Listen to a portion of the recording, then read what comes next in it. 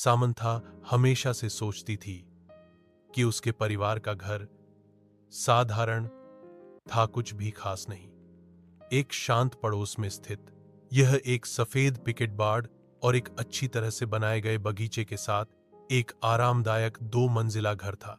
फिर भी जब वह एक दोपहर धूल भरे अटारी में घूम रही थी तो उसकी नजर कुछ असामान्य चीज पर पड़ी। दूर कोने में भूली हुई पेटियों के ढेर के नीचे उसने फर्श के तख्तों के नीचे छिपा हुआ एक संकीर्ण ट्रैपडोर देखा। जिज्ञासा जागृत हुई, वह घुटने के बल बैठी और उसे खोला। नीचे स्थित छोटा सीढ़ीदार रास्ता एक धुंधले बासी सुरंग की ओर जाता था। दीवारें पत्थर से बनी थीं और एक हल्की ठंडी हवा अंदर से फुसफुसाती हुई लग रही थी। दिल की धड़कन तेज। सामंथा सावधानी से नीचे उतरी, उसकी टॉर्च अंधेरे को चीरती हुई।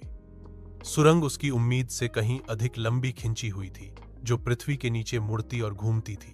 उसे यह महसूस हो रहा था कि वह अतिक्रमण कर रही है, कि कोई उसका इंतजार कर रहा है।